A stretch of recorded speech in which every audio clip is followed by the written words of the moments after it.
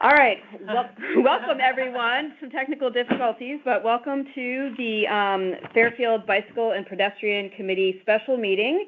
It is 6 p.m. on Thursday, September 22nd, 2022. We're at the first floor conference room in Independence Hall. So I'm going to call this meeting to order, and I'm going to do a roll call of committee members present. So when I call your name, just say here or present, whatever you prefer. Mary Streeto. Here. Steve Nyadek. Here. Tim Callahan. Here. And Mike Allen. Here. And do we have committee members present on the phone? Anyone? Are they muted? They can unmute themselves, but I can unmute them as well. Let's see. What is it? *5, I think. No.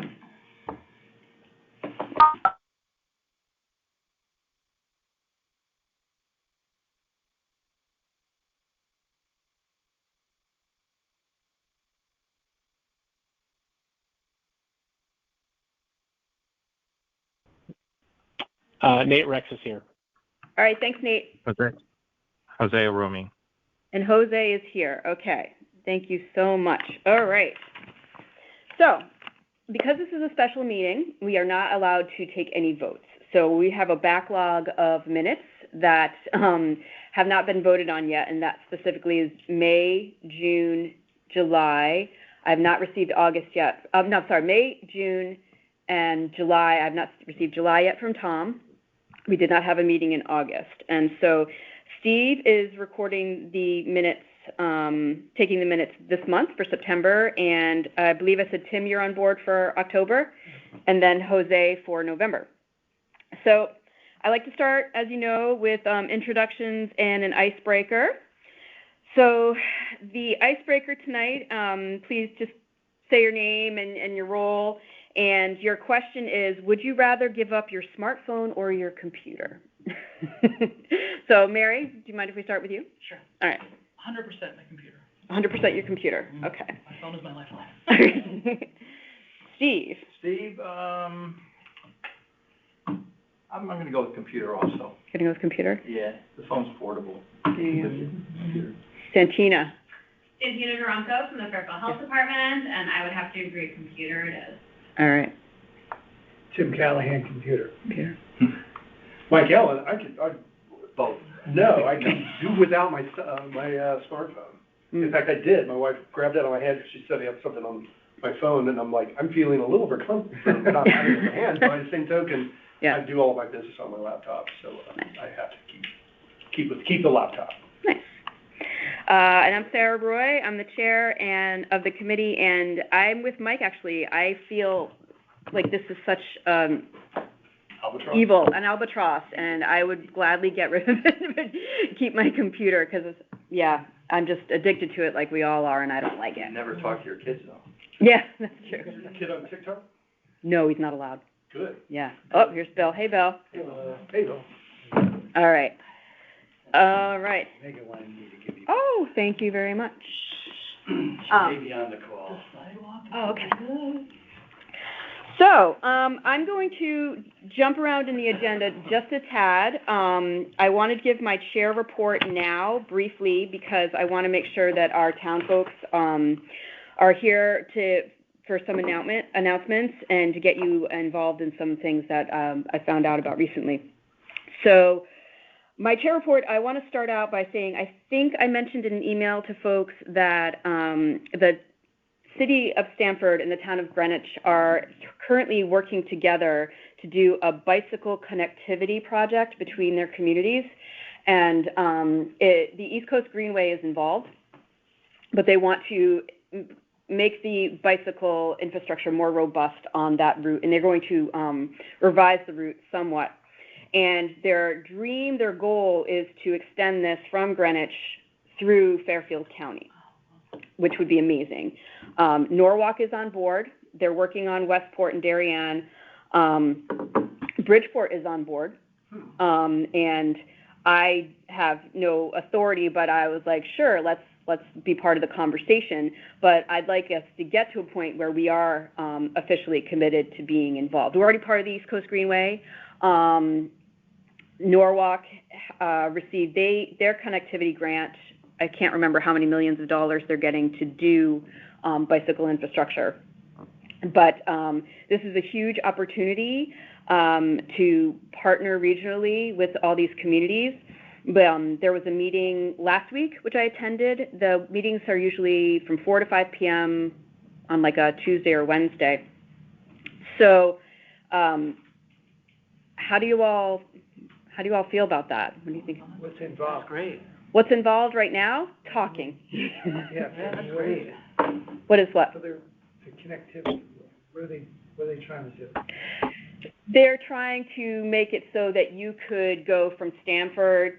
Right now, the more official thing is through Greenwich on your bicycle on a particular route and have either protected or designated bicycle infrastructure, whether it's lanes. In some parts, it will just be a route with either sharrows or signage if there's not enough space. But they're looking for state-level funding and grant funding to make it more of a complete bicycle infrastructure. And their goal is to then, they get through Stamford and they keep going. Do you know if it's all non-state roads? In other words, to me, the easiest one. No, Norwalk is state roads. The most logical one is US 1.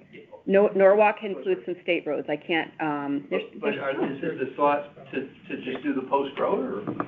No. No, non-post road then, I right? will share the meeting minutes from the last meeting that I received just before this meeting started.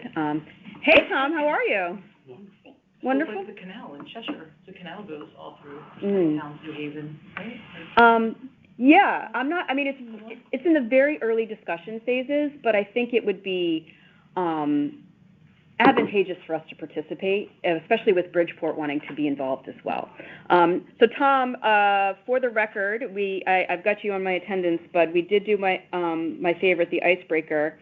Would you rather give up your smartphone or your computer?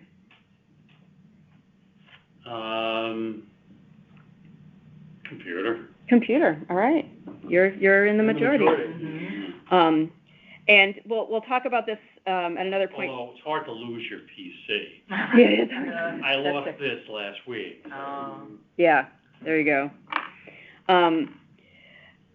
So with me stepping down, I've been the liaison, this just started being a discussion in August, so it's new, but we will need someone else, and I would love to have a town person get involved with this too. City of Bridgeport had 2 of their engineers participating in the meeting to carry this forward. I know that the Stamford mayor and the Greenwich, is it select person? They're very supportive of doing it there, and so would love to get our elected leaders supported as well. So if you don't mind, I just want to, about 5 years ago, and forgive me if I don't know the exact name, but I think there was a group like Bike Connecticut, Yeah. Fair Bike, or Yeah. Town Cyclists, one of them, and they were talking about Bridgeport to Norwalk and doing that. And that they were looking at the Post Road, but when you mentioned the East Coast Greenway, through the help of this committee, we have already established a southern route. Yeah. Now, if they want to go a little bit more north or use Route 1, Yeah. The town could, I would think we would, be able to attend meetings or get involved. That'd be great. On that, so just wanted to let you know. Does the East Coast Greenway, where does that go through in our town? Is it already established? It is, yeah. It's on the Old Post Road, and I can't remember the other roads it's on. Harbor. If you go from Westport and you don't want to hit Route 1 traffic, you take all those back roads. Okay, it's that, okay. Yeah, it's Peapod Avenue, Sasko Hill, Little Yeah. Stretch, Okay, yeah. Oldfield Road. Right. And when you get down here, you get a choice. You can stay on Old Post, or you go Reef, Fairfield Beach Road, back to Beach. Right, And then you follow Riverside, right, and you pop out right at the border there. Yeah, Okay, yeah. great. But the signs are there, but there's no designated, bike path. Right. Yeah. There's There's small signs. little There's details. signs. But through here and some other, on some spots where it was wide enough, we were able to put shoulder lines, and we were able to put, a couple of bike route signs. Okay. So, The bike repair station. And bike- That's right, yeah. yeah. So the goal is, to make it even more hospitable to biking over time. And so we'll just have to, we'll need some liaisons from our town to participate. I think it's like a once a month meeting, and I can forward you all when the next meeting is. It's, like I said, it's a low level time commitment at this point. It's just talks, to try to figure out how we're going to go from west to east.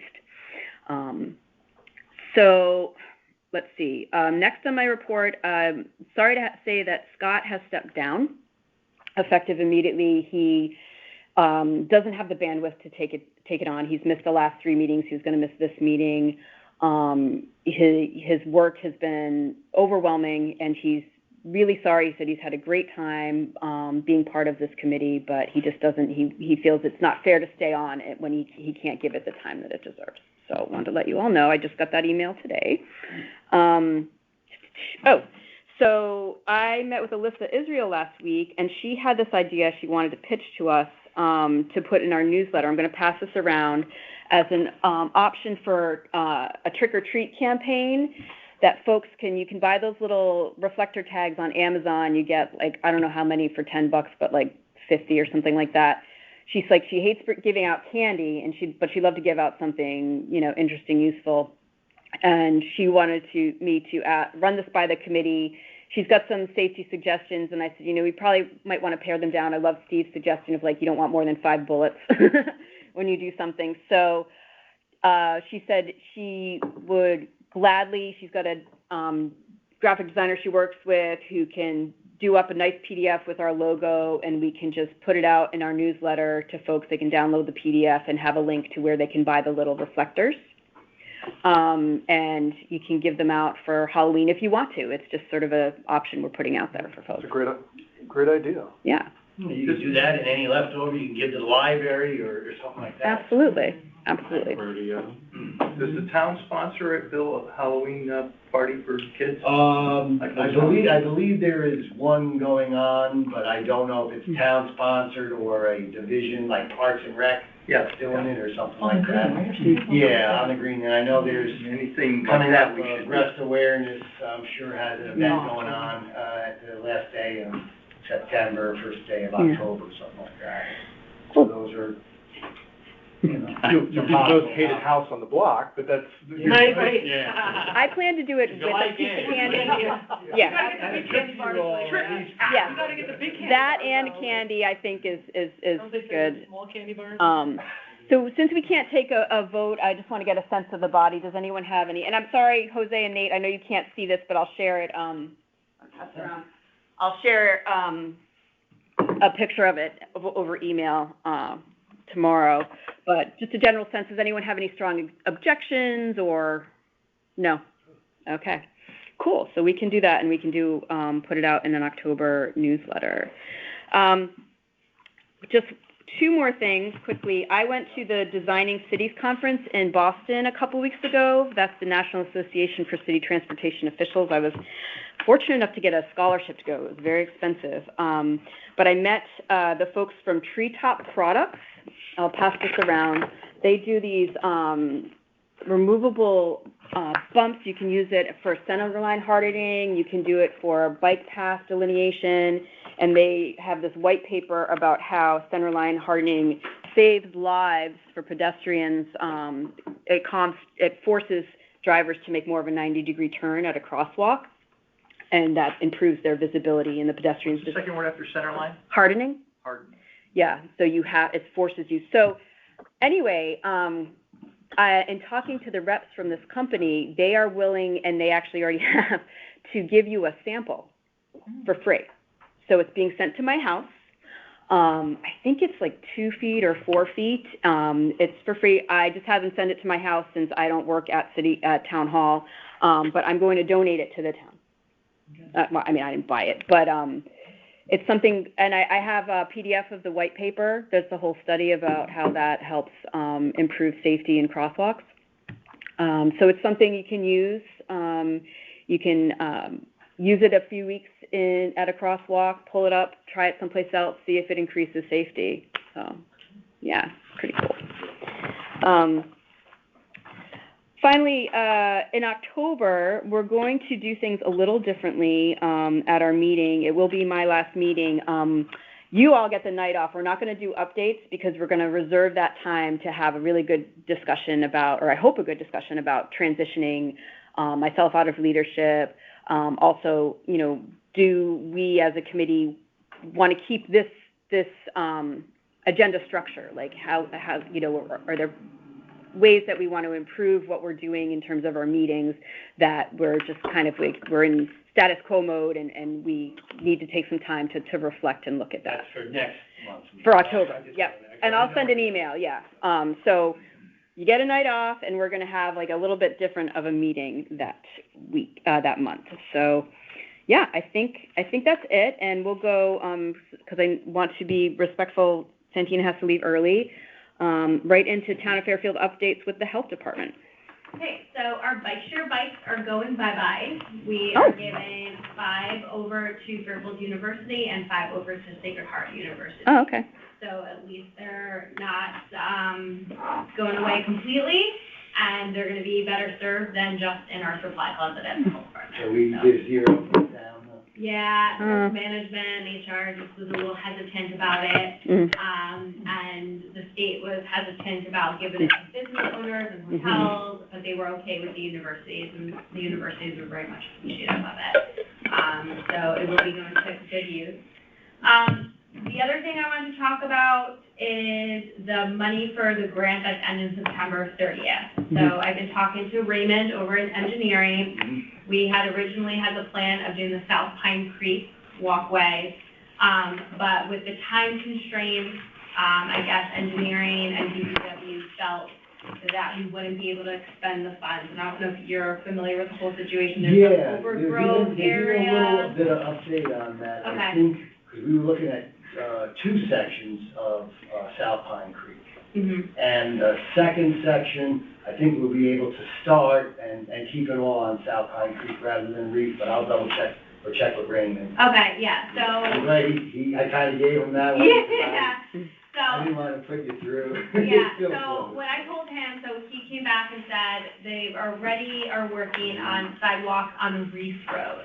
And could we use the funds, about $11,500, $11,800, could we use that for Reef Road instead of South Pine Creek? And I said, I really wanted to do South Pine Creek, because we had discussed it here. I had received an email from a resident, and I said, I'm totally okay with doing that for this year, because I would rather spend the money on a sidewalk than to have to give it back to the state, because that's how these grants go.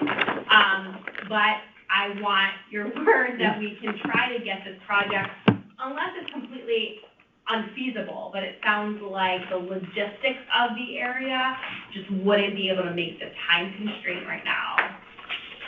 Yeah, sure. Can I ask what the sidewalk was? Yeah. Can I ask why, I mean, because they already started, it looks great, I see people using it, why can't Yeah, they? that's why Okay, so I have no idea. Reef information. Okay. Yeah. So, just to give everybody an update, you got more stuff though? I'll No, that's pretty much it. If you don't mind, I'll transfer. Yeah, okay. On that note, a couple of things. One was, George, was able to, purchase, I'm trying to think now, the handicap tactile strips. Okay. And he was like, instead of buying like 1 or 2, he bought a box, so it counts as a box. And so that's like $2,500 out of $250 each. So he bought that. I think they bought the concrete and they bought form work and all that. So I believe all of it's already been invoiced. Okay, because I'm waiting for the invoice, and I thought Raymond said that it was personnel. Oh, okay, all right. So I'll have to double check with Yeah. him. I've been sick, so I haven't heard from him since last week. Okay, I'll have him follow up with you and George tomorrow. You're in tomorrow? Yeah, I'm in tomorrow. So, I mean, I would rather the money go towards South Pine Creek, if that's what, but he had said something about like a residence overgrowth. Yeah, well, they've already obliged, Okay. and that's where there's a couple things that I want to transition, and to show you how important the committee is, though. One of the reasons we thought also Reef Road, that would just be a repair, so it'd be quick, we wouldn't need any permissions or any detailed plan. concurrently Reef Road and Round Hill Road. It's unofficial, but I've heard from two different people, but I haven't seen it in my email box. But the town got a $500,000 steep grant to do Round Hill Road and Reef Road sidewalks. So that's pretty big, because I know Round Hill Road's been waiting for like 3 years to get their sidewalks. So that was real good news. And because of that, then we went, all right, let's shift it back to Pine Creek. That brings me to part two. Now, so the one section is gonna get done. We're gonna go into half of the other section, and that will be, quote, the cutoff of the year, I believe. Okay. We are meeting with a resident, it was supposed to be today because of the rain, he canceled or whatever, but I think it's early next week, we're meeting with them. And it was one of these residents, oh, I heard you were doing a sidewalk. Is there any way I can avoid putting the sidewalk in front of my property? There's two beautiful trees, there's a catch basin, I don't want to touch my driveway.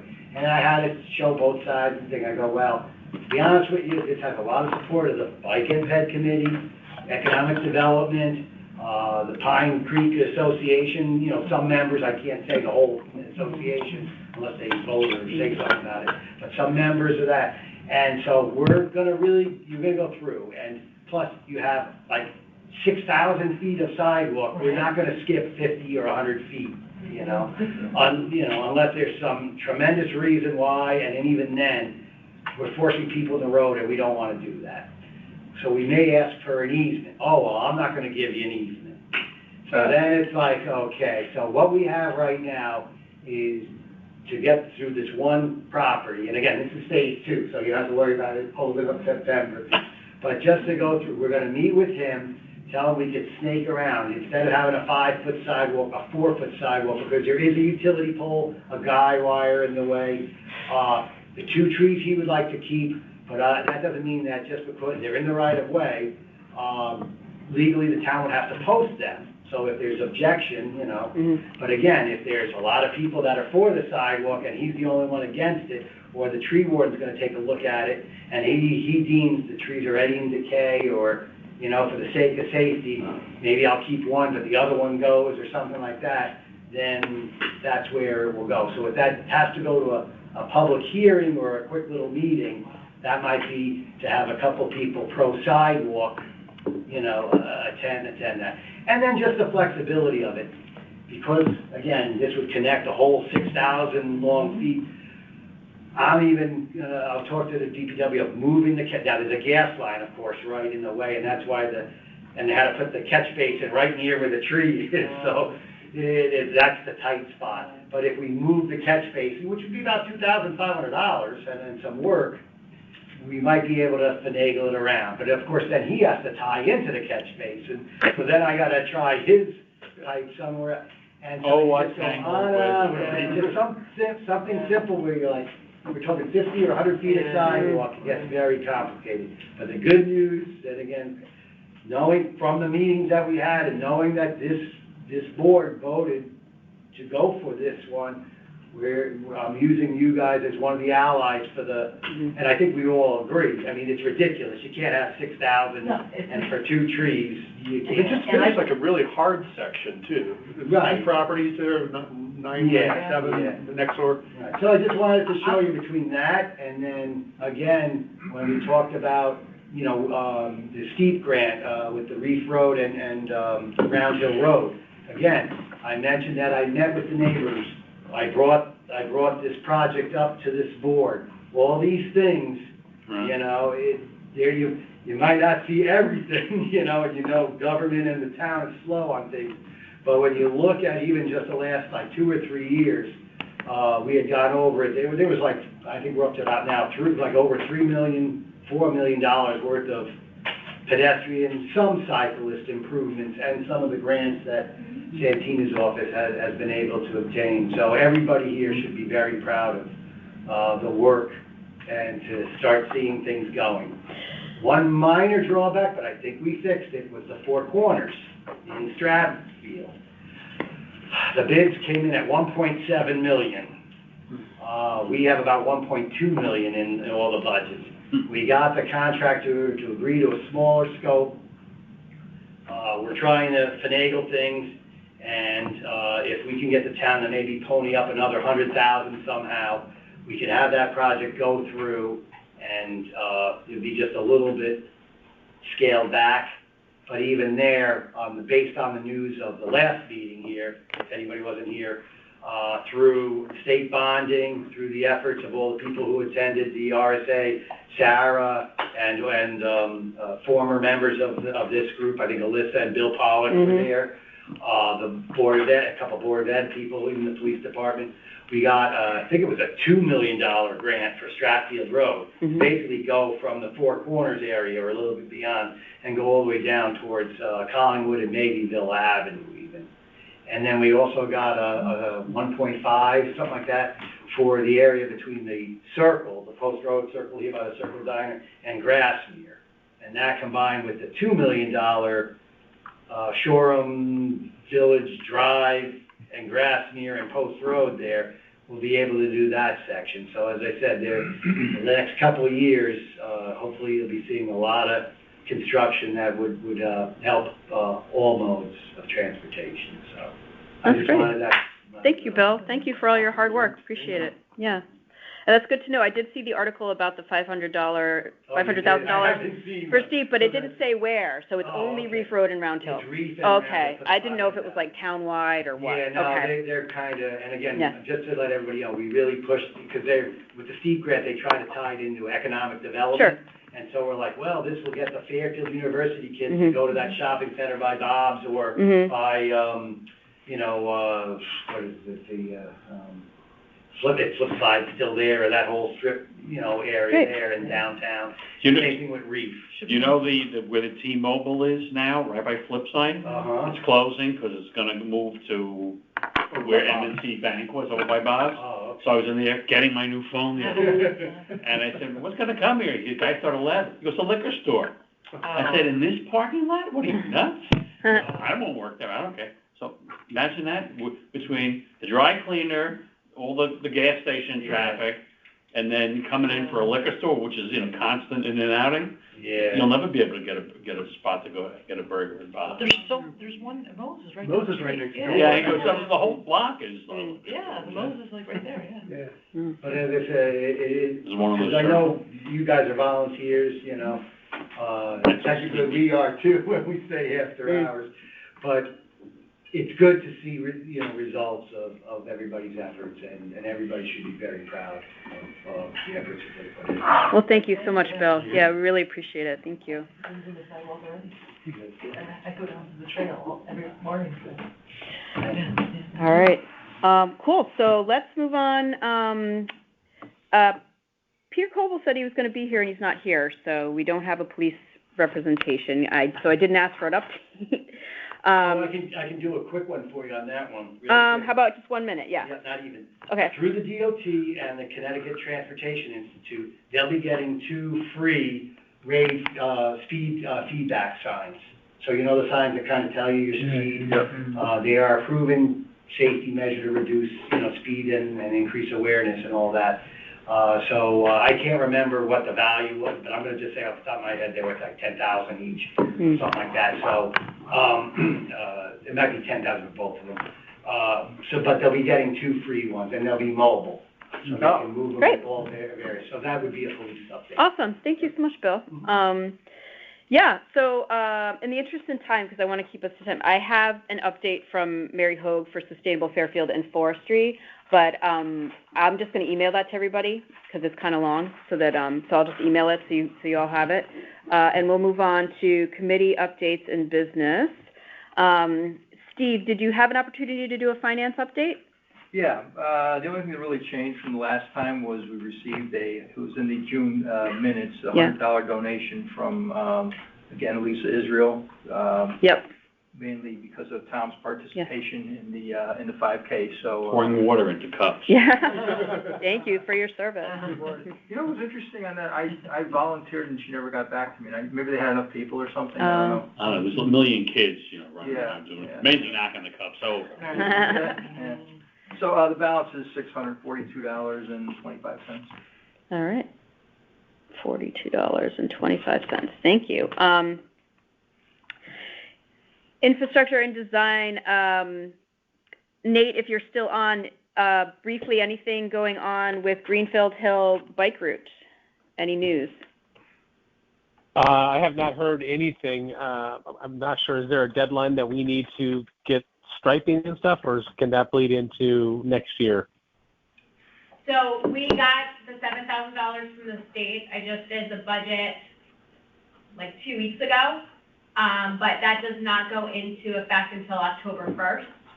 And the way the state is, we'll get about half the funds October 1st, or about there, probably a little bit after. And then we receive that second half of funds about 6 months later, when we submit the report. Okay. And I really put it in for signage, because I think that's what's Okay, yeah. So at some point, I wonder if it makes sense for Bill and I, or maybe Santana, Bill and I, sit down and figure out where the signs should go and how many we're going to need, so we can get we want to use every dollar we can without going over. And I guess we can certainly start after October 1st, or we can, do it over the winter or do it next spring or whatever. So it'd be great if we can order signs like ahead of time, just by in the spring we can put them. And because those funds do need to be expended by September 30th of next year. Now, is that the 7,000?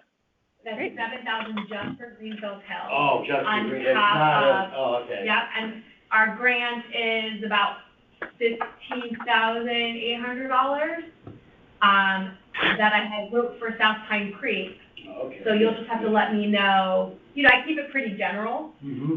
So if we're gonna have to do a phase 2, or if we wanna use part funds for South Pine Creek and part funds for Reef Road, so that we can have a discussion about after we figure out this grant. And I've also had a couple of, from the Q Alert, some pretty poor sidewalk conditions. Okay. I know some of them are on Hill, Nass Highway was, having some complaints, with some other roads. Okay. But 7,000 in addition, and that's for Greenfield. Yeah, 7,000 is specifically for Greenfield Hill, and I told the state that it was approved. They said they'll give us additional. All right, great. Great, thank you. Good. All right, yeah, I don't think, I think a lot of the other infrastructure updates have been mentioned already between Santina and Bill. We'll move on to events and education. Steve, Mike, myself, any updates from either of you? Really? No. No. No. I did reach out. I don't even know what's in the hopper. I mean, I gotta be honest, if anything. Back to July. Yeah, if you go back to our July. I missed the July meeting. No, you came for our little meeting though. There was a list of about a half a dozen things. There was the ice cream coupons. Yes. Oh, okay. There Well, was yeah. also making contact with the driving schools to see if it's talk about, pedestrian bikes, but for new drivers. We did have some email exchange on that. Did you, and I think it came from you, actually. Yeah, Had to do with school interaction? Yes. And then, I'm just remembering, because I was looking at my notes, there was, it's not there, there's some 4th grade, I think it is. Oh, the SHAPE program, yes. And it's about stranger danger and stuff like that, but to add pedestrian bicycle safety there, drivers' schools. I did reach out, I did get some result, I got a reply about the SHAPE program. It's, they do it like 4th, 5th, and they have another one for like 6th, 7th, 8th. They have different curriculum depending on their age levels. The best of my understanding is like in 6th grade, they do like 1 unit on road safety. In the past, they did have a summer program pre-pandemic about road safety that they would do with the kids that I think they were going to bring back this summer and then had to get canceled for some reason. So I did not get the impression that they were receptive to adding this to their SHAPE program. But I don't know if we could push them to bring back that summer program. And I'll forward you. I think it came in like when I had COVID, and I haven't had a chance to go back and look at it.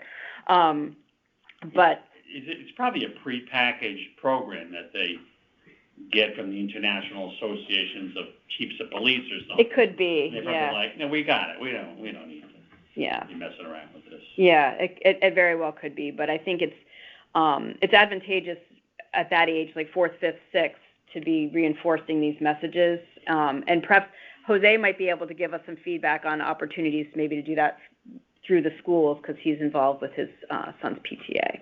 So, Jose, do you have any thoughts with that? Yeah, I mean, first of all, I think everybody got my message about the Walk to School Day coming up on October 12th. So I'm involved mostly with the North Stratfield, community area, and we will be, pitching that as an awareness event. Also got the Cub Scouts involved. I know the police department helped in the past, and Mrs. Kupchak joined us as well. But I think the more we can bring awareness to the safety of students is, in our town, the better. There have been a number of near hits in our community, which we talked in one of the last meetings, don't really get recorded. So anything we can do to bring awareness is important. So that's just my perspective. Yeah, so I will go back and look at that email and share it and see if there's an opportunity for us to try to support the police and bring back some more education, because their programs are generally well received. I mean, the bike rodeo was great. So, but that's geared to a little bit younger kids. So perhaps there's an opportunity with the older kids. Okay. If it's okay, I'm gonna head out. I have to head out as well, but somebody has something else. No worries. All All right. Thank you both so much. Bye, everyone. Bye. Thanks again. I hope you feel better, Santina, and good luck with your daughter. All right, relationship and policy working group. That'd be Jose, Mary, and Tom. Any updates? I know summer is kind of like everything gets pushed to the side. But Jose did give me a call. Was it in August, Jose? Do you want to update the group? Yeah. So Sacred Heart reached out to some folks there, and they are excited, to potentially, contribute to the conversation. The question is, what do we want to invite them to, and what kind of forum we would like them to be involved in. But there was interest. I got to speak to some folks at the president's office, and there were some folks who were recommended to us to speak to, and they all said that they would. Awesome. Yeah. So, has there been any follow-up, or do we need to follow up with them to try to? And that could be something for 2023, because I'm thinking like we can't do it in October, and it could be difficult to get them to a November or December meeting. We could certainly try, but and that could be part of our discussion in October of like, why are we bringing them in, and what are we going to ask of them, and that kind of thing. Yeah. The other thing that they mentioned is that Sacred Heart in particular, there's a lot of concern about the pedestrian, the student safety walking to and from across the street to the new dorms and campuses and stuff like that. So this is a pretty important thing for them. Their former chief is part of our former chief is part of their security team. So that's why there's a lot of interest to engage in this conversation. Great. So their interest is more pedestrian than bicycle. Is that? Oh, it's absolutely both, but it's related to, very much their students, particularly, crossing that main road and getting into campus and the dorms and things like that. From what I've seen, and we could get the university buy-in with any kind of bike paths or trails or accessible areas, it's much better because it's heavy. They do that. So I think it's really important to get them on board. The mornings on Park Avenue, even, and at the end of the day, it's like a traffic jam. And a lot of those kids live in Bridgeport and North End. And if you get those cars off the road, get them on bikes, even like a bike share or something. Yeah. It makes sense. Well, they're getting a little bike share. Scooters, not, this is a little bit off track, but what's the deal with Fairfield U? Those scooters can't go on campus. So I was riding my bike on. That might be where the border is, the geofencing. They're all lined up on Barber Road right at the gate. So they must ride them back. Leave them there. That's great. I was going to say, this is advantageous, Jose and everybody, that they're excited because, and I'm sure the city of Bridgeport has reached out, but the city of Bridgeport is looking to do some bicycle infrastructure on their side of Park Avenue. And so I think I forwarded that in an email to everybody. It came through, and I think it came through Mark Barnhart, actually, our economic development guy. But it would be a perfect opportunity for the town of Fairfield on their side in cooperation with Sacred Heart University to do our side of Park Avenue. And obviously need to coordinate that effort. And I think, like, from everything that I've seen and read, when you improve bicycle infrastructure, you make it safe for everybody. You make it safer for people walking, you make it safer for people driving, and same with pedestrian infrastructure too. When you improve those, you make it safer for all modes of transportation. So that's exciting. Let's talk about that more in October. Yeah, and just because I just looked up the names, it's obviously Gary McNamara, who's heading up their safety initiative, and then Denise Tibero, Tiberio, who's the Senior Associate of Dean of Students, who's also overseeing some of the safety conversations. Oh, okay, great. Thank you so much. Any other updates from relationships and policy? Do we have a reschedule for the Zoom with the RTM? No, we don't have a reschedule for that yet. Nope, we need to do that. Yeah. I will reach out to Laura Carson about that. I think August was just not the time to try to get anything done. I learned the hard way. I'll speak for myself.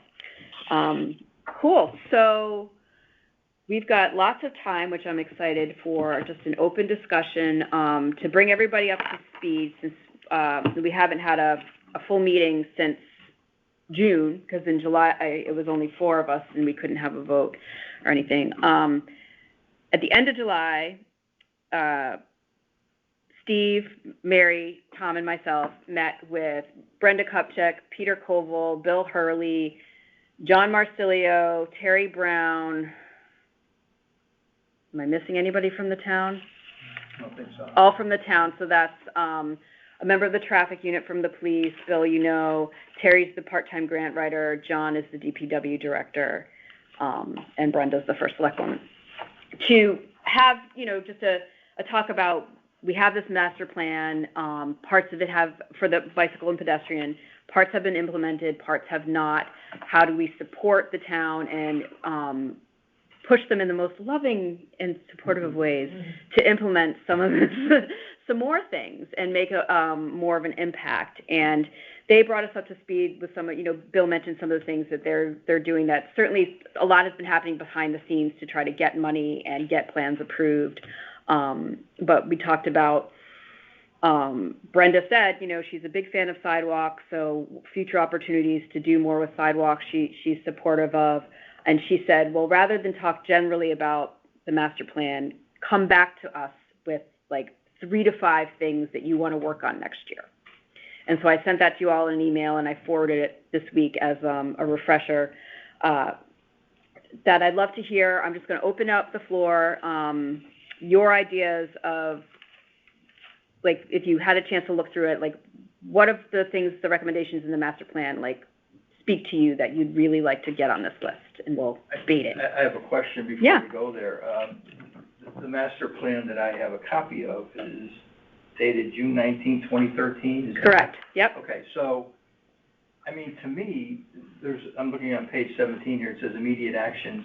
I don't know what or how much of this stuff is done. Yeah. I think the first thing that needs to be done with the master plan is to I would start with the immediate actions. I don't have enough knowledge, okay? And go through Mill Plain neighborhood, the Uncle Road. I do have a document. I thought I shared it, maybe I didn't. That Bill and Mega went through and identified things they understood to be completed. They kind of made some notes in a PDF, and I'll share that with everybody. But should we in fact go into the master plan and say completed?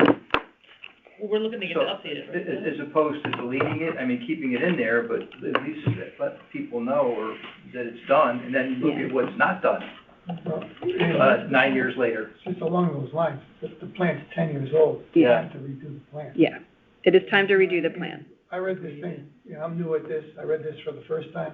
It's not an easy thing to read. No, not at all. It's terrible. Yeah. It's got a lot of information, and Well, and again, it's mixed up though, it's all over the place. yeah, Kind of convoluted. Yeah. it's hard to be, looking at things like the recommendations without really knowing if any of the recommendations are in fact done. I mean, shouldn't have to spin our wheels on things that are done. Yeah. Basically. So to me, I'd like to find a way to get the current master plan annotated in some way to say completed. But I think the new one would do that, it would look Yeah. at what their recommendations were and see what's been updated, what's not, like you need a So whole who's new. gonna do that though?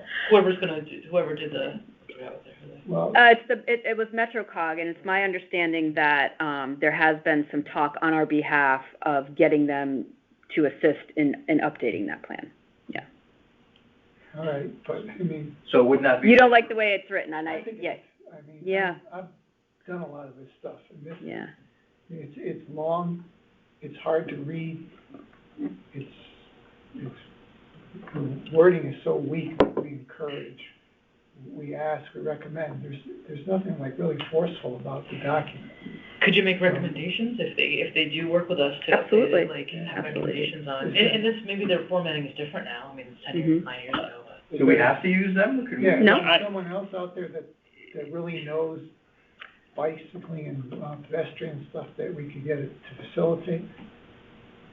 Sure. Yeah, I mean, They seem to have grant money. it's, yeah, Pay the person my way. it's pushing the town to, pursue the funding to get this to happen. I think the, MetroCog has been like the path of least resistance, it's the easiest to go to.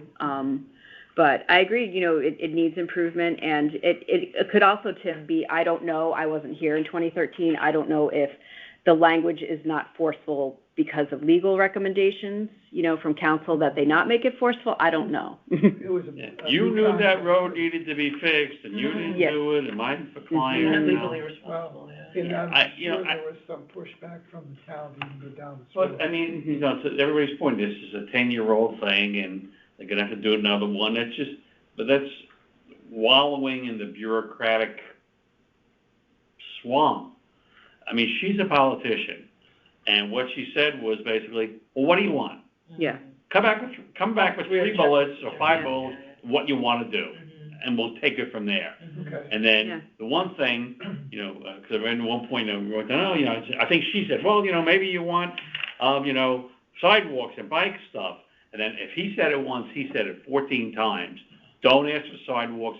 Don't ask for sidewalks. It's the DPW Yeah, director.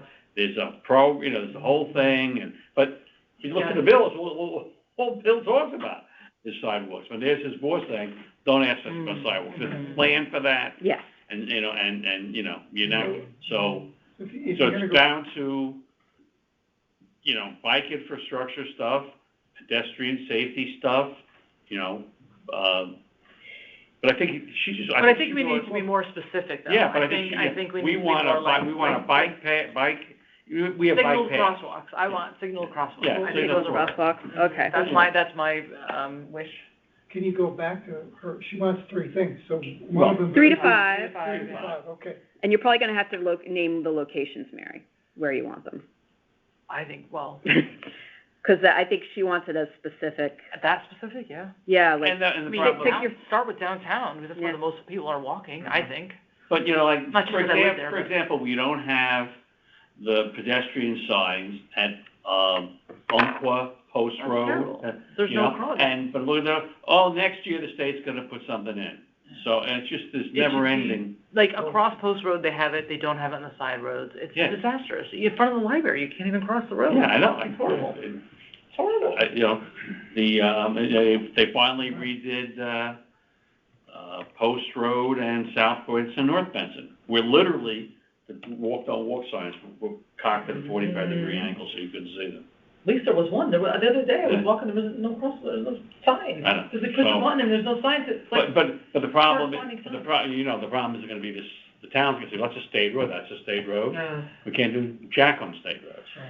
I think we're past that attitude. Yeah. I think we're past that with the success we've had with Stratfield Road. They are looking at, I'm hopeful we're past that attitude. I'll say it that way, Tom.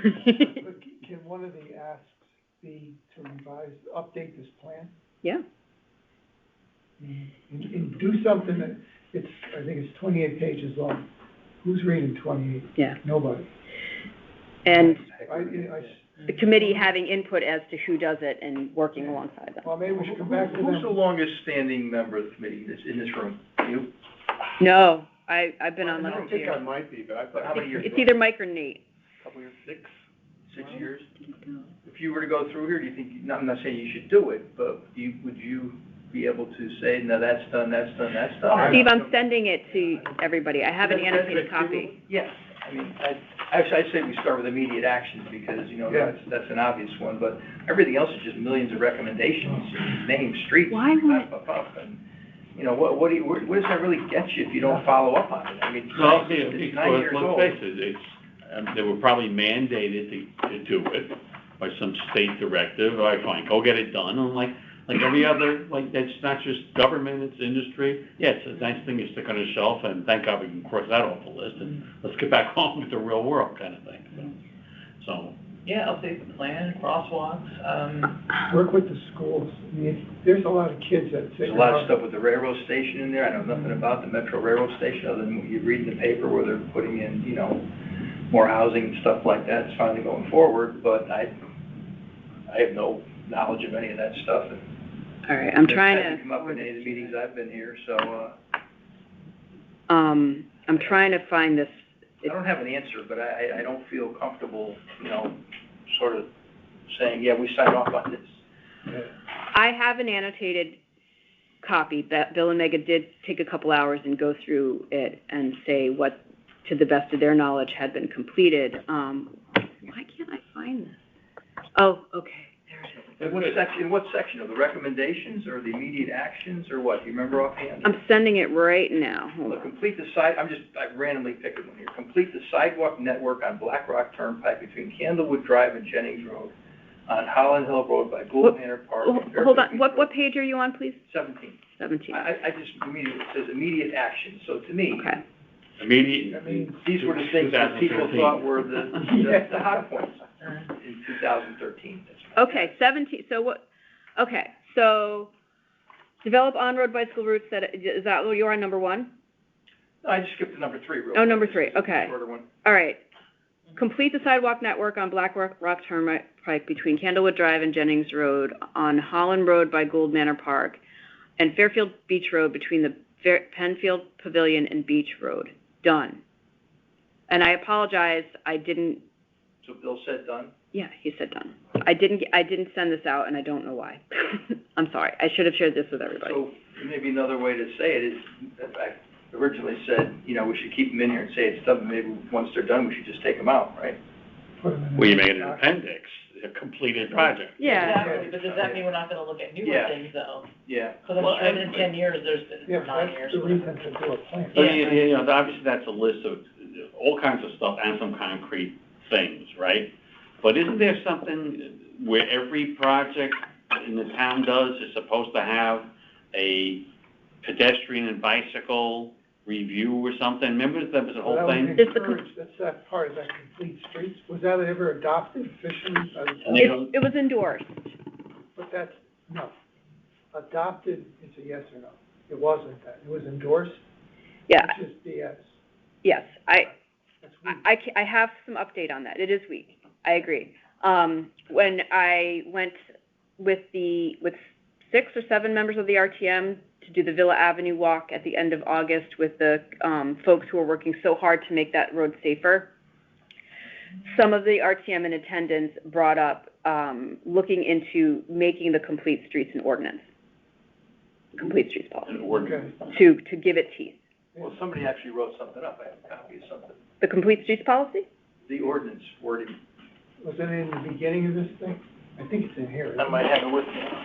So, Not the one that's in the beginning of this. That would create a bureaucracy, who would then oversee those things, and is that another round of review?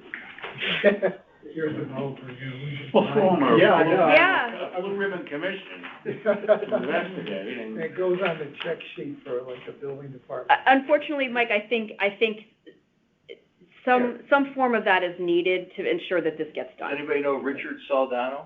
Yes.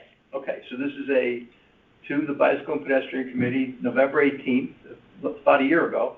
The subject is establishing the Bicycle and Pedestrian Committee as a commission. It's a 3-page Yes, document. that's different than making the Complete Streets policy an ordinance. Yeah. That's different. The complete streets thing is in the beginning of this plan. Okay. Which is supposed to be the operating philosophy that every project has to have a bike and pedestrian. So what's the purpose of this then? That was that was discussion with the charter. Oh, the Getting us, charter. because the charter hasn't been revised since 2006, and this committee wasn't formed until 2014, so just by timing, we're not in the charter. And so and I don't know if I have to, I did go to a couple of the public meetings for the charter and request that our committee be put into it so that we're not serving at the whim of whoever happens to get elected. And they said that they would do that. But then I was talking to Jill Vergara a couple months ago, and she, she's an attorney. She's going through that thing with fine tooth comb. She's like, I don't remember seeing you in there. I was like, oh man, I swear they said they put us in. Just this, right? And the check is in the mail. Yeah. So I don't know if they decided not to put us in because we're only a committee and not a commission. I don't know. It's too much for like a volunteer to try to. No, there's only so many hours. Your brain explodes. So yeah, Tim, I absolutely agree with you. It's my understanding that when they put together the Complete Streets policy, they were looking for it to have more teeth, and the attorney, went through it with his red marker. Do you recall this, Mike? I was not. You were on that involved in subcommittee. Well, they were in the finishing touches of it. Yeah. 2 years, first 2 years I was involved. Yeah, that's why I said about the master plan. Like the attorney went through with his red pen and was like, "This is too strong. You can't say this." Blah blah blah blah blah. And my understanding is Mike Tetro was only comfortable endorsing it and not going any further. So, but there is interest from, like I said, from the RTM of going further with this to ensure that this type of stuff happen. Okay. Where did the Safe Streets, Complete Streets, whatever it's called, Complete Streets, where did that come from? Is that was that a national thing, a federal thing? Like a national thing. But I mean, They decided to include it in. But I'm saying, did it come out of Washington, Oh. or is it just from a feel-good Yeah. group? I think better organized than that. My impression was that it was a series of recommendations that had been circulated. I'm not sure where it came from. Yeah, well, I'm saying, But it was it was various communities around the nation. but there's no federal mandate. Well, not a mandate, but, But it came from the it does say something in. Department of Transportation versus it came from Bike America. I mean, Right, It's, and I don't know the answer to that. It refers to the American Association of State Highway Transportation Officials Guide for Development of Bicycle Facilities and Design and Operation of Pedestrian Facilities, so it's an industry association. yeah, somehow There's a whole factored into it. Well, I mean, Tom, to your point, our policy won an award. There's Smart Growth America is an organization out of Washington, a national organization that evaluates these different policies and activities nationwide, and ours got an award at the time. so would making one of the bullets, or bullet one, being that the town actually implement Yeah. this thing, Well, is that a worthwhile use of a bullet, or are they gonna say, we already went through this, when Tetra was here, we said we're not doing that, Implement. well, he never said he wouldn't do it. but He only endorsed it. he only endorsed it, But that's maybe that's nothing. it, implement, or, Yeah. Implement what? It's like Implement the state, institutionalize it or make it an ordinance. I don't know if we need to make it one of our bullets with Brenda if the RTM if there's a significant enough percentage of the RTM that's interested in pursuing it as an ordinance. Yeah, but then it's, why not? Because Yeah. there's, you grab that momentum. Sure. So we come out looking good and so do they. Yeah, okay, yeah, that's fair. Oh, that's where I can cross street, complete street. Yeah, and there's examples, I think Stamford, Hartford, and there's a couple other communities in Connecticut that have it, Norwalk maybe, have it as an ordinance. Maybe. Maybe. Been on there for a while. Yeah, I'm not sure if they have it as officially as an ordinance. Or maybe next to both, pending adoption of an ordinance, make, the implementation and use of this, town policy. Town policy, Mhm.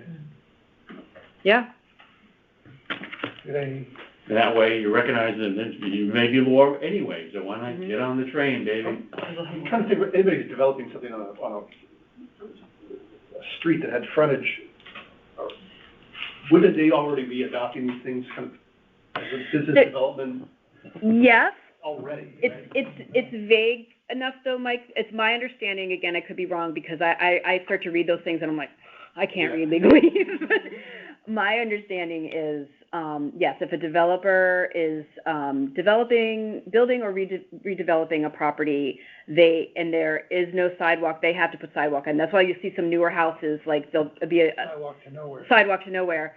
I believe for commercial properties, they have to have bike infrastructure, and they can check that box by having like a bike rack. They, because which I don't blame them, because we don't have, The definition. we don't have and we don't have a bike lane infrastructure for them to link up with currently. So that's my understanding. There's probably more to it that I just couldn't understand in trying to read it. But I think what I would envision with making the complete streets policy, an ordinance would be more like when they go to mill and pave a street, ensuring, that, say like Fairfield Woods Road, for example, is extremely wide, and those lanes, those painted lanes are for sure well more than 12 feet wide.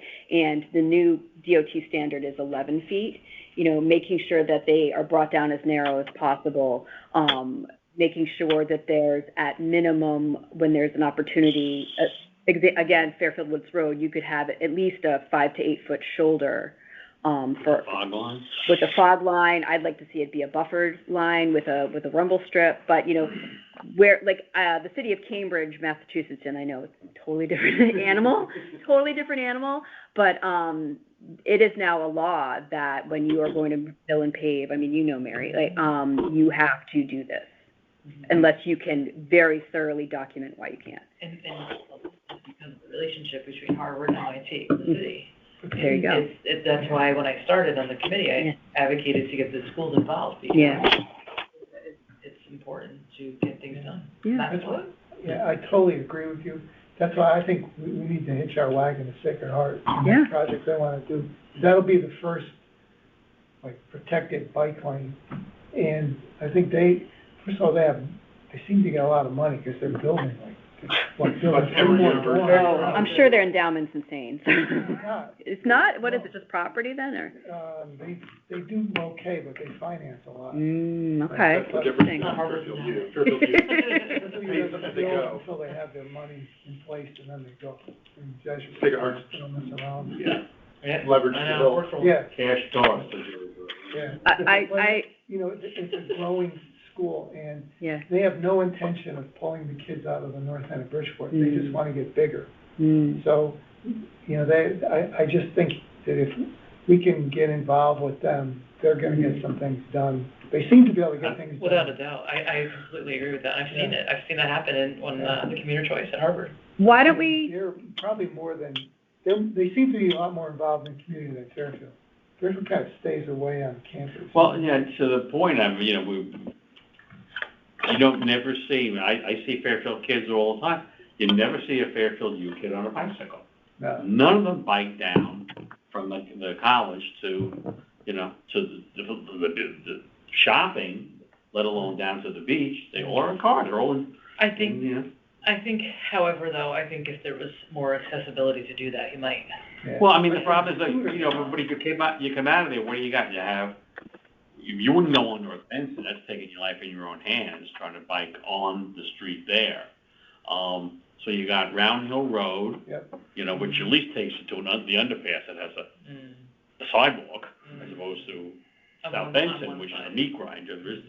But, you know, Well, it's changing the infrastructure. Yeah, if you build it, they will come. Exactly.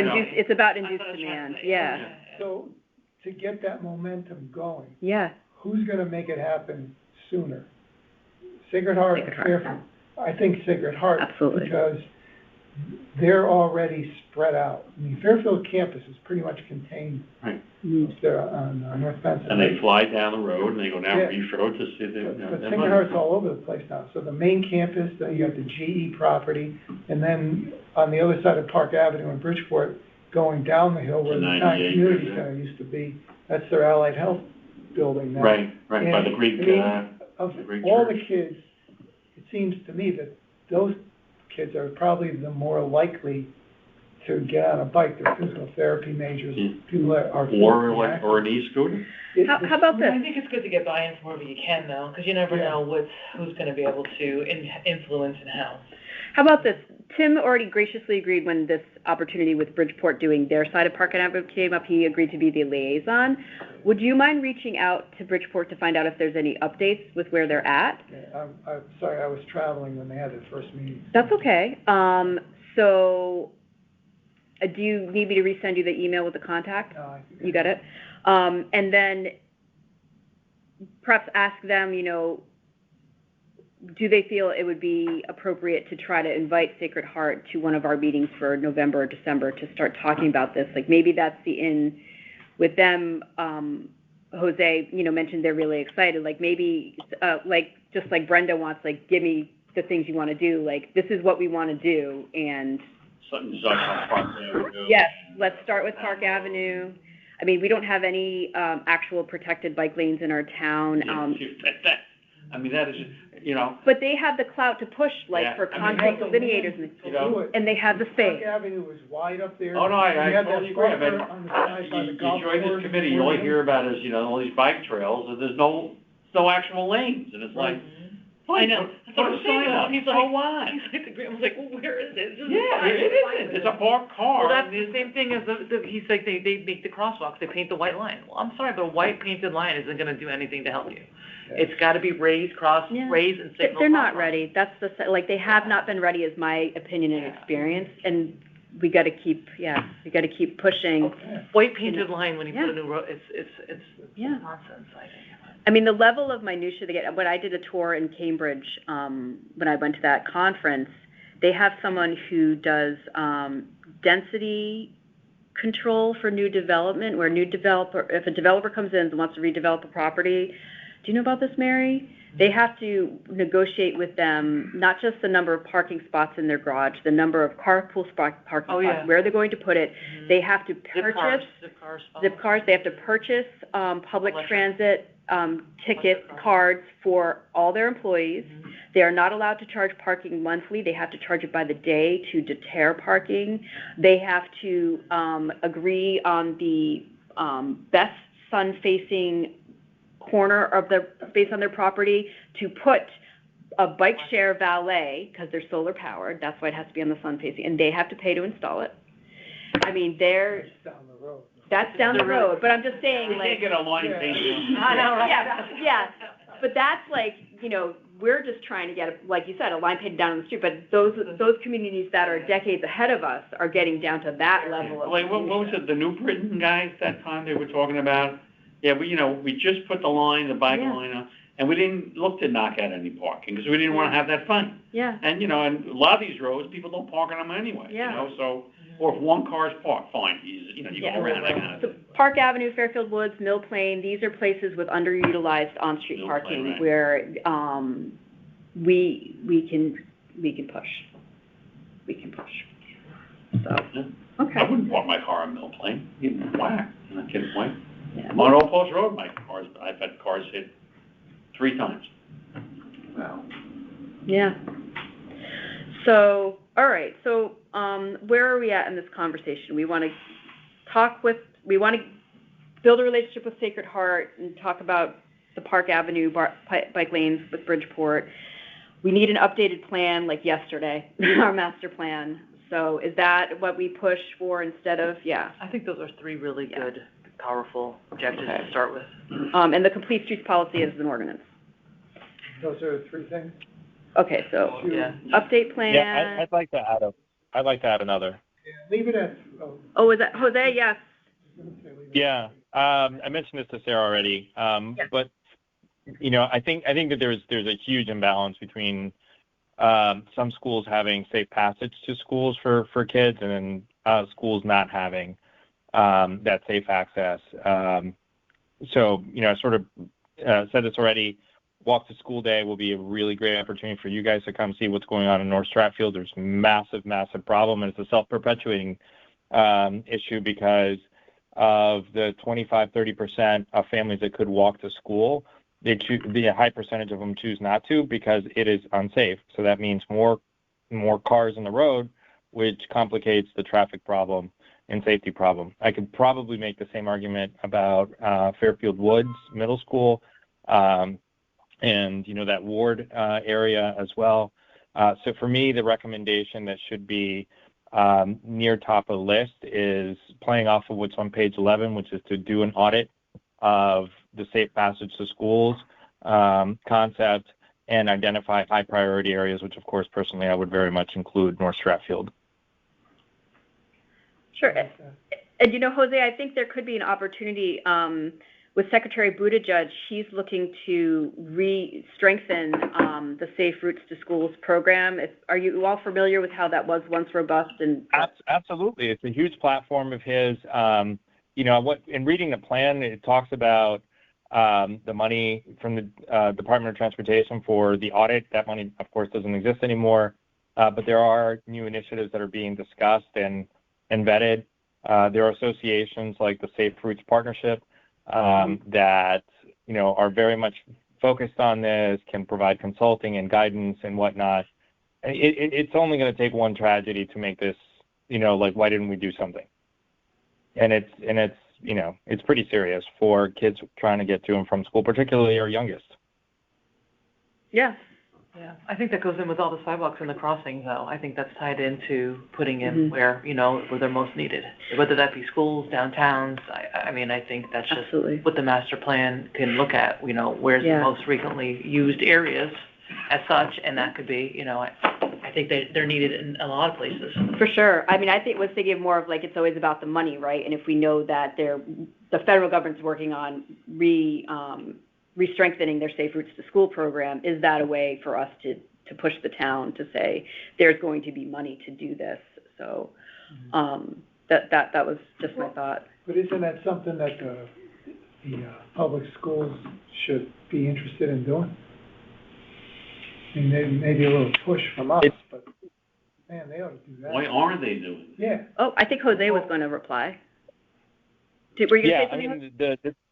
The Department of Education, fully supports this, but they view that their purview ends at the door. So then it becomes a town issue, it becomes a police issue, and the police, can only do so much. They focus on enforcement. They may be able to paint some bars here, there, a line, or add a crossing guard, but it really becomes an infrastructure issue, which goes back to the town. It should be part of the whole master plan. Sarah, when we met with that gal for Riverside School, we walked. Sarah, her name is Sarah too. Okay, Mill Plain there. I believe she indicated that the school administration is very supportive of any recommendations and changes. So I think the schools do have their own. Each school, or? I don't know the answer to that, but I would guess a PTA. I would guess the PTA meetings at some point during the year talk about school pedestrian kids walking. I would imagine if they received some allocation complaints about it, right? Well, they have to make the presentation, obviously, that they see there's a problem or whatever. Well, it has happened. I know of at least 3 PTAs who have done this at the Board of Ed, and it just, again, it's passing the buck. It's like the Board of Ed's purview ends at the door of the school. So, it's not an issue that they don't agree with it. It's just who's responsible for making sure that a kid, you know, who lives 3 blocks away from a school can get to school safely? Yeah.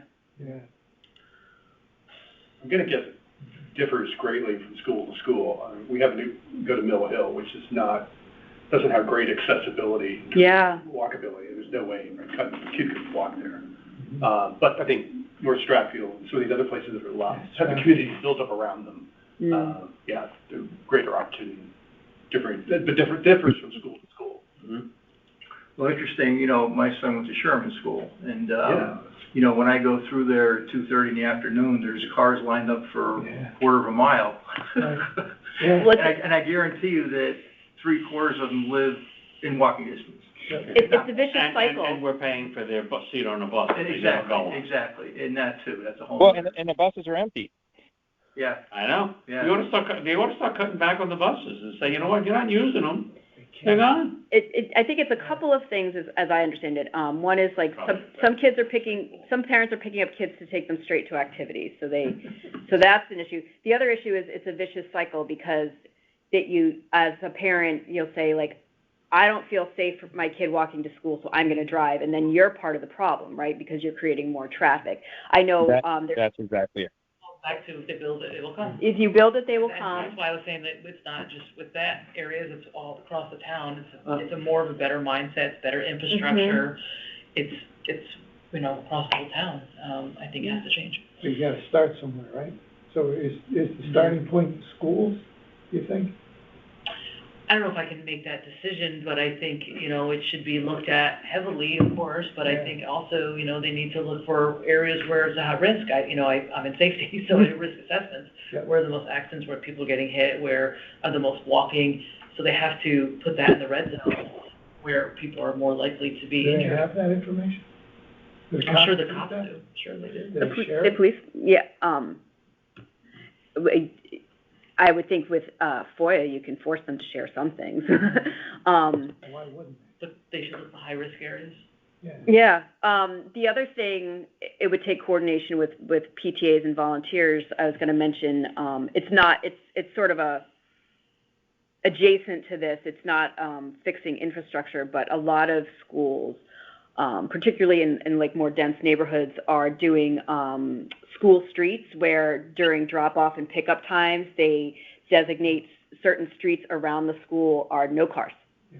And so if you can drive to school, but you're going to have to park, you know, a quarter mile away or however far, it's probably not like a few hundred feet away, you're going to park on some other side street, and then the streets immediately around the school, volunteers come out with the sawhorses every morning, and for an hour, you know. Do they do that in Fairfield? I wish, no. I say, man, I've never seen that. Yeah, they're doing it in New York City in some neighborhood schools. I can send you guys the article. It's a big thing in Europe, but I know in Canada, and there are some communities in the United States that have started. They call them school streets. But would they have to do that if they had the proper signal walking and sidewalks and like over the top? Yes and no. I mean, they do it, and then the kids can walk down the middle of the street or bike down the middle of the street, and it's like a big social thing too. Like they're all hanging out and. Yeah, but that causes traffic jams. People don't like that. No, because they can't go through. Like. So that's where the traffic has to reroute that. But if they just. But more people walk, so there's a little. In the cities, right? The cities. Yeah. So, all right. So school streets. I'm going to send you an article. A lot of what we have, all of what we have on this bullet list is sort of policy, bigger picture kind of stuff. I'll go back again. She's the politician. You know, she's looking, bring me something you want, you know, and I think she's also, maybe one is the strategic and one is the tactical or something. But I think, you need to give her, hey, we need a traffic light on this corner, a couple of things that are deliverables. Like none of this is really deliverable. One of the deliverables. That you can actually. Well, they're bigger picture though. Yeah. But they're bigger picture, but they are. Ultimately, you have to have in place in order to. I'm not disagreeing, but she's like saying. Well, they're more long-term goals, but they have to be, because, they need engineers in place to make these recommendations. I think this town's too big to pinpoint. Like, I could say signal crosswalks across the town. And then, But we so can't what? say, like, what's more important, like the schools, the Yeah. downtown, or where Yeah. people walk, like, I And don't with know. that point, Mary, the state is going through a process of removing all those, do you mean crosswalks that already have signals, or you want all of them to have signals? I think they all should have where the walk sign is, not just you push the thing and nothing happens. Yeah. That's like, Yeah. it should be where the cars stop, like across Post Road. I walk to the train in the mornings when I go to work in the Bronx.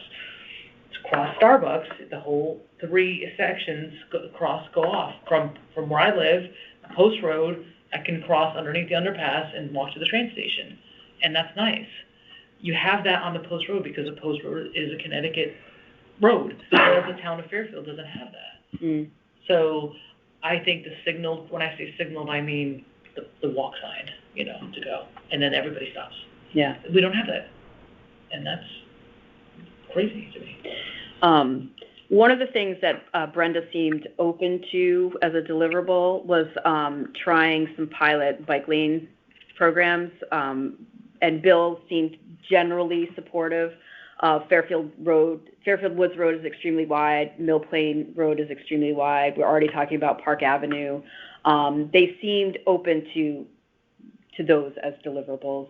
So what do you mean by that? Because like Mill Plain now has that white stripe on it.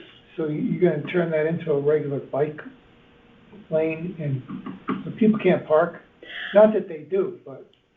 Yeah. But people will, make it, when it's a party or a big, dinner, then people are gonna put But if their. it's a bike lane, like a designated bike Right, lane. well, you what get they ticketed found, for when we saw that New Britain presentation, they said, screw it, they put the bike lanes up, and they didn't fart around with trying to take traffic, parking away. They said, Okay. it's not a battle we wanna have right now, Yeah. we wanna get the lanes up, But did they and we just, can do with the parking later. but did they make them, they put that white line on the right side of the road? right? Yeah. So you can do that, it's not an official bike lane. But And it's on Mill Plain, and it works great. There already is Are a you shoulder talking line on about Mill Plain doing Road. another- I was talking about, there's a great graphic I'll send to you about how that paint isn't protective infrastructure, and they're comparing just like a painted bike lane line to if you were swimming in a pool and there was a rope separating you from sharks, would you feel safe? Like, Right. because it's just a rope. Absolutely. But I think, to your point about not wanting to start a brouhaha with parking, the least we could do is make it a buffered bike lane with a rumble strip. Have you seen those? No. So it would be, When you drive over the cars. Oh, yeah. Right. Yeah. Like, they do that. On the highway. On the highway. Right. yeah, so then it would be like this, like, so instead of just a single white line, and so you've got the bikes over here and the cars over here, it wouldn't be, obviously this is not to scale, but it would be, say, 2 or 3 feet wide. You have a white line, a white line, and then you have these diagonal white lines, and then there's the textured rumble strip. So then if you're driving, you're on your cell phone and you drift, and so then you don't hit the person riding their bike. Is there enough room to do that? Oh, yeah. On Mill Plain Road in Fairfield Woods? Heck, yeah. And Park Avenue? Okay. Heck, yeah. Then some, for sure. I ride on those roads. Yeah, there's definitely. The cost implication. Yeah. But even if you couldn't do that, just instead of just a one white line, you do a double line thing where there's, I don't know, 1.5 feet in between. So it's a more pronounced thing that you there, me here, that kind of thing. I mean, in that case, it would just be the dopey paint, Right. as opposed to, which a narrower road, but Yeah, it's got to be buffered. Yeah, if we don't want to have buffered is the best, obviously. parking battles, that's fine, but it's got to be buffered. In Manhattan, they're putting up, the water-filled plastic Jersey barriers everywhere. Well, Manhattan's great. The bike lanes on the inside. Yeah. You're Yeah. actually protected by the vehicles. It's Yeah. fantastic. That's the new standard. It's awesome. Mhm. Yeah, they started doing that in I Brooklyn. just read an article the other day, some guy who's a cyclist, saying now that with e-bikes and scooters going in the bike lanes, they're not safe anymore for a cyclist. I figure. Because those things, e-bike, you can go like 25 miles an hour. Oh, you see them whipping down Second Avenue in the middle of the road? I work in the Bronx, they ride the bikes on the sidewalk, the e-bikes Yeah. on the sidewalk. Oh, and man. They load their cycles. That's just dumb, because you hit somebody, you're in yeah. big trouble. You know it is over there. Well, Well, at least the battery didn't burst into flames. Yeah. There's a big thing now about, they're trying to ban the, what do they call it? Charger? No, not the but the refurbished batteries and stuff that Oh, that's. you get from China. They go burst into flames. Hey, folks, before Yeah. we adjourn, I just like to bring something, sort of the elephant in the room, in my opinion, but, when Sarah, finishes her tenure next month, who's gonna be the chairman? Now, I was gonna say something immediately, but, last meeting I was at or whatever, I put my hand to be the vice chairman with the stipulation or whatever, that once in a great while, if Sarah's sick or something, I would be willing to try to step in, but I don't feel the knowledge base yet or whatever to be the full-time chairperson. So I just wanted to put that out to the group here and, That's gonna be a discussion for October, yeah. yeah, Yeah. okay, all right. Yeah, I just figured that's part of our bigger visioning meeting for next month, because, yeah. But certainly we need to give thought to that, Steve, so thank you. Yeah, but I think with 5 minutes left, we can't really. No, I just Can't want to make the point that I Yeah. sort of consider myself not a good candidate for that at this point in time, maybe a year from now, whatever. And I do want to stay in the committee for sure, but I don't see myself in that role, so. Sure. All right, so Steve, you're doing notes. And we do have to, does anybody have anything else they want to say about this master plan discussion, before we move to see if there's any public comment? Nope. Okay. Do we have any members of the public on the phone that would like to say anything? No. Okay. Do I have a motion to adjourn? Motion to adjourn. A second? We can't vote on it, though. Oh, yeah, we can. Thank you. Oh, my God. I'm just going to adjourn the meeting. I forgot. Never mind. Scratch that. We can't adjourn. All right, so next meeting is what, October, 20. October 20th.